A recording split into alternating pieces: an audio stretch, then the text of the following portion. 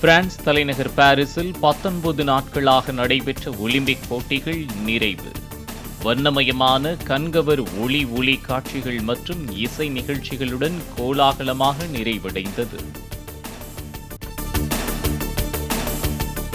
Olympic போட்டியில் வென்ற பதக்கங்களுடன் நிறைவு விழாவில் அணிவகுத்துச் சென்ற வீரர் வீராங்கனைகள்.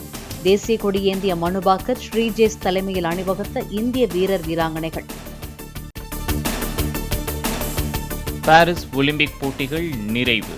40 தங்கம் உள்ளிட்ட 126 பதக்கங்களுடன் பதக்கப்பட்டியலில் அமெரிக்கா முதலிடம், சீனா 2வது இடமும் ஜப்பான் 3வது இடமும் பெற்றன. 6 பதக்கங்களுடன் இந்தியா 71வது இடம் பெற்றது. பாரிஸ் ஒலிம்பிக்கில் இந்தியா சார்பில் கலந்து கொண்ட வீரர் வீராங்கனைகள் தங்களுடைய சிறப்பான ஆட்டத்தை வெளிப்படுத்தியதாக பிரதமர் நரேந்திர மோடி பாராட்டு.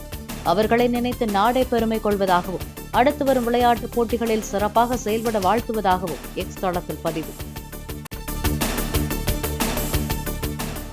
ஒவ்வொரு விளையாட்டு வீரரின் உடல் எடை பராமரிப்பிற்கு அந்தந்த விளையாட்டு வீரரும் அவரது பயிற்சியாளரும் தான் பொறுப்பு.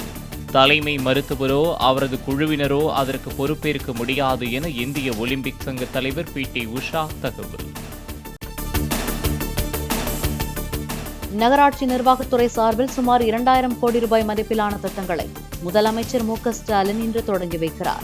சென்னை பட்டினப்பாக்கம் கடற்கரை லூப் சாலையில் சுமார் 15 கோடி ரூபாய் மதிப்பீட்டில் நவீன மீன் அங்காடியும் இன்று திறப்பு.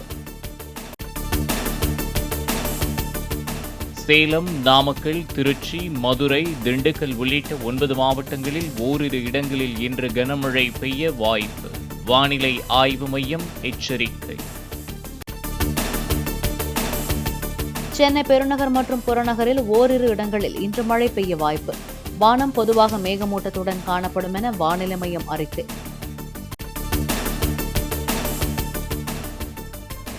சேலம், தருமபுரி, ஈரோடு, கோயம்புத்தூர், திருப்பூர், நீலகிரி, திண்டுக்கல், தேனி, தென்காசி ஆகிய 9 மாவட்டங்களில் ஓரிரு இடங்களில் நாளை கனமழை பெய்ய வாய்ப்பு.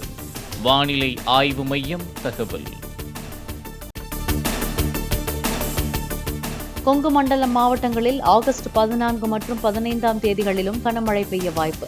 ராணிப்பேட்டை, வேலூர் உள்ளிட்ட வட மாவட்டங்களிலும், திருநெல்வேலி, கன்னியாகுமரி உள்ளிட்ட தென் மாவட்டங்களிலும் கனமழை பெய்யக்கூடும் என வானிலை மையம் தகவல்.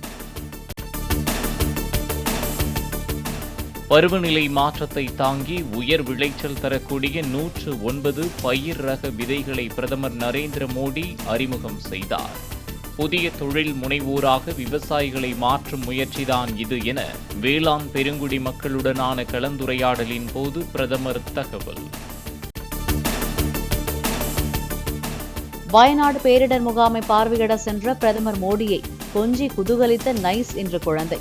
தாய் தந்தையை இழந்த அவந்திகா, சொந்தங்களை இழந்த அருண் உள்ளிட்ட குழந்தைகளுடன் அளவளாவிய பிரதமர்.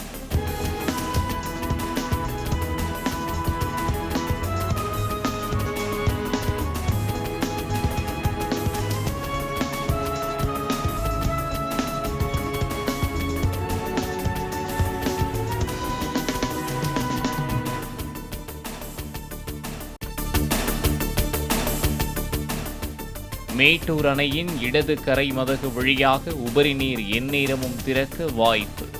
காவிரி கரையோரம் தாழ்வான பகுதிகளில் வசிக்கும் மக்கள் தங்கள் கால்நடைகளுடன் பாதுகாப்பான இடங்களுக்கு செல்லுமாறு ஒலிபெருக்கி மூலம் எச்சரிக்கை. சேலம் மாவட்ட ஆட்சியர் அவர்கள் வெள்ள அபாய எச்சரிக்கை விடுத்துள்ளார்.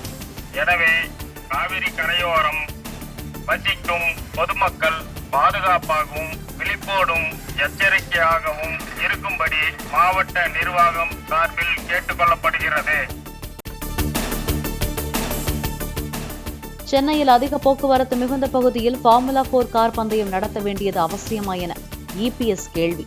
மக்களின் எண்ணங்களை புரிந்து கொள்ளாமல் வரி பணத்தை திமுக அரசு ஊதாரித்தனமாக செலவு செய்வதாக விமர்சனம்.